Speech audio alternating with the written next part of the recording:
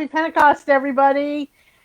We are live, and this was kind of last minute, so we're not perfectly live like we usually are, but we're doing the best that we can, and we hope everybody enjoys. I know I'm a little bit dark. I'm going to explain that in a minute. I mean, as far as everything goes on, but we have our Pentecost ambiance, we have our candles everywhere, and we are talking today. The message I got, so to back up, I kind of got this message very last minute on Wednesday. I was not planning on preaching today.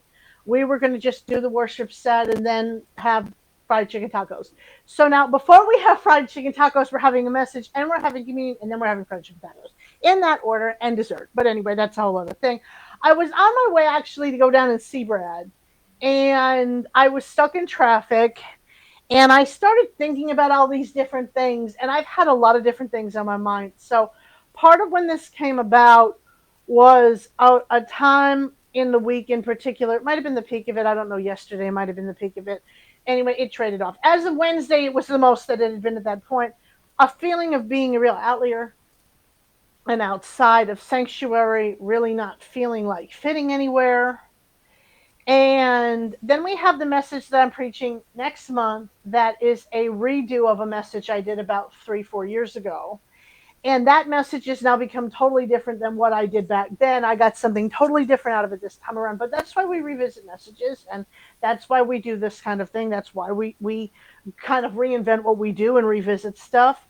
But it also came out of the joke I made when I said, what were we going to do for Pentecost? And I was like, we should do basically the Brownsville revival in the 90s did this thing called Worship in the Dark, and it was Friday night, and it's exactly what it sounds like. They would worship and do the worship sets in the dark, and they would be there for hours, like from 7 until midnight or something like that. They would just worship in the dark. And I said, I know what we're going to do. We're going to do what they did on the first Pentecost. We're going to sit in a dark room and be filled with anxiety and wait for God to show up.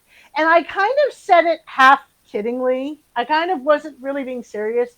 But then all these different things came up that made me go, yeah, that is kind of what we're going to be doing, because people in sanctuary have lost their jobs, very recent. I'm dealing with struggles on my own job and issues with my own job. For example, I'm dreading tomorrow, but we'll leave that there.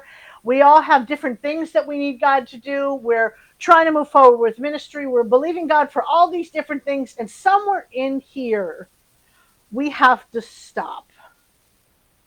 And that's where this message came from. And the message is called, I'm in a Pentecost state of mind. Because when we do Pentecost Sunday, we only tell half the story. And doesn't that sound like everything that we do with everything Bible? We tell half the story. We tell the most obvious part of the story. Sometimes it's not even the most obvious part of the story. It's something that we made up that sounds obvious or sounds easy. But we don't tend to tell the entire story. And I've been preaching on Acts 2 for 20 years. I love Acts 2. I've preached on it up, down, in, out. It's probably my favorite chapter in the Bible to teach on because there is so much in it. But there's something in it, even for 20 years, I missed. And that's what we have in this message today. So let's read, and I'm only going to read a little part of Acts 2. I'm not going to read all the chapter, because what happens is we like the results of Acts. We like that God moved and tongues of fire appeared and everybody ran around and spoke all these languages, and we love arguing over, was it the tongues of man or was it the tongues of heaven, or who interpreted, or who did this or who did that. We love to do all the semantics, but there's a really big part of it that we miss. And so I'm going to start in Acts 1, and I'm going to start in verse, it's dark in here, and the letters are small. No, I'm good, I know. Well, because I wasn't planning on this part, so we're going to start on verse 4. Okay, Acts 1:4.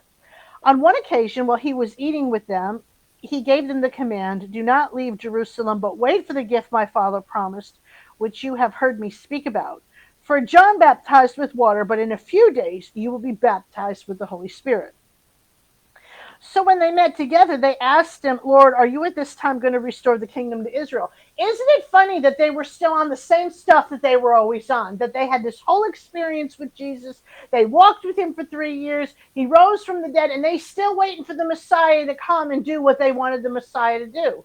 They're still not getting it. They're still waiting for Jesus is now resurrected, and he's going to ride in and save them all from the evil Romans.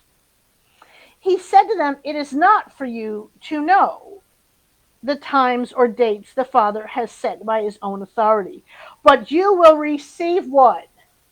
Power.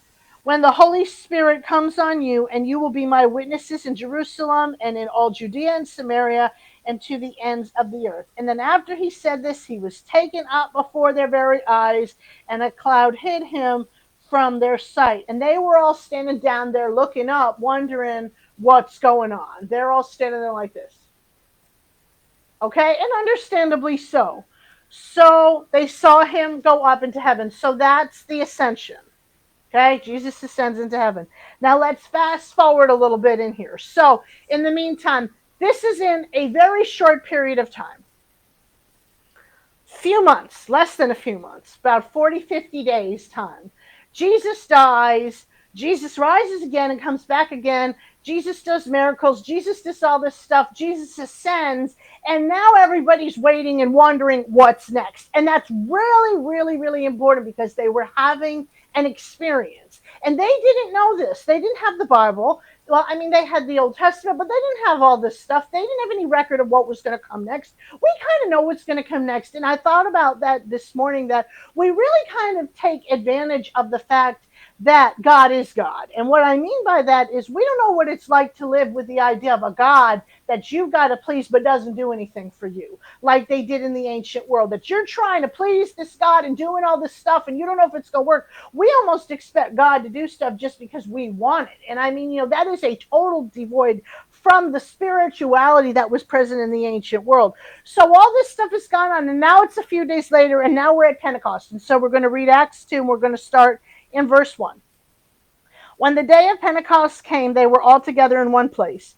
Suddenly a sound like the blowing of a violent wind came from heaven and filled the whole house where they were sitting. They saw what seemed to be tongues of fire that separated and came to rest on each of them. All of them were filled with the Holy Spirit and began to speak in other tongues as the Spirit enabled them. So that's actually where I'm going to start with Acts 2 until one verse that we're going to read in a few minutes. So what does it say that they did? They all came together. Why did they all come together? They did come together for the Feast of Pentecost, but they were gathering together before the Feast of Pentecost. They were all gathering together from the time of the Ascension, if we go back and we read all the texts. So why were they all so clingy? Why were they all together? They didn't have anybody else, and they were afraid. And there are all those people who think that if we don't have a Bible verse that says they were afraid, they weren't afraid. But the writers understood that. And if we look at the history, what was going on in here is they were afraid of both the Jewish and the Roman government because they didn't know what was going to come out of what was going on with them. They didn't know what they were going to find. They didn't know where they were going to go. That you've got this guy back from the dead walking around doing all this stuff. They could come for them next. Now he went up in the sky. Who's going to believe any of this, right? Who's going to trust any of this? And so they were afraid. They came together and they stayed together, not because they were madly in love with each other, not because they knew what was going to happen, but because they were fundamentally afraid. They were afraid of what was going to come next. And they got together in an upper room somewhere and sat there and stayed night and day and prayed because they didn't know what was going to happen next. They didn't have 2,000 years of people arguing over this theology and debating all the technicalities of it. They were having an experience, and they were afraid. And notice, Jesus didn't rebuke them for fear. Nobody said it was a sin. Nobody told them that they needed to have faith over fear. And I'm going to get to something with that in a second. Nobody told them how wrong they were. But what came out of it was faith. It's not faith over fear. It's fear that leads us to faith. It's fear that produces something in us that changes the whole world. That's great. That's powerful because God literally moved in this fearful state of people and filled them with the Spirit and empowered them, because we don't really see much about not being afraid until Pentecost.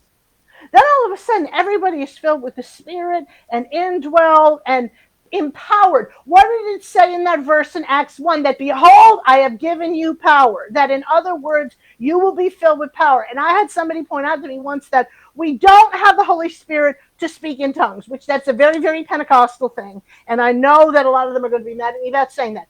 You can speak in tongues. It can be a result of being filled with the Spirit. But God gives us the Spirit not so that we speak in tongues. He gives us the Spirit so that we may have power. And the Bible teaches us that power is perfected in weakness, which means in the fears that we have, in the gaps, in the places where we don't have perfection, where we don't have the spiritual insights we always want, where we're not always confident about everything. That's where God moves. That's what God does. It's not a competition, but that fear can be redeemed. And a lot of people are going to challenge that, but I've got a verse for that. And so we go over in the same book in Acts 2. It says something really kind of poignant. Let me get the reference. It's in my notes. See what happens when you don't use your notes. Acts 2:43.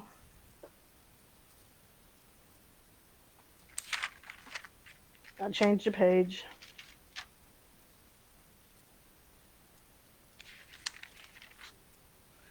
And it says, everyone was filled with awe, or in some translations, fear.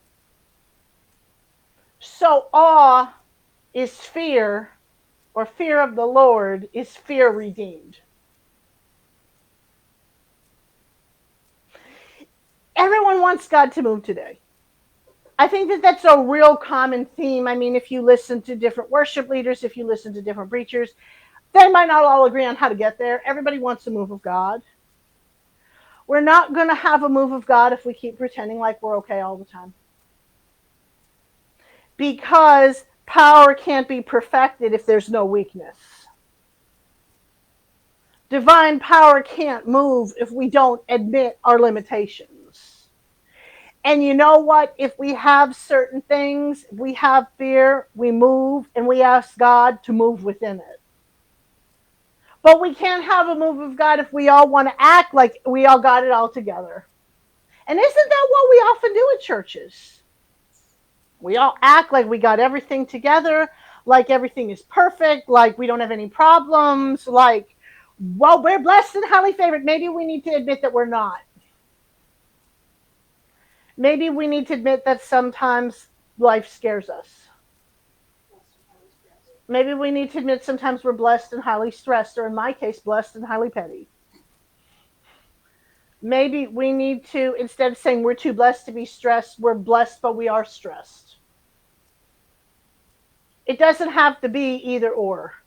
And if we really want to see God move, maybe we need to get real and get a little bit afraid and get honest about the fears that we have, so that God can do a work in us and can bring that fire to us again.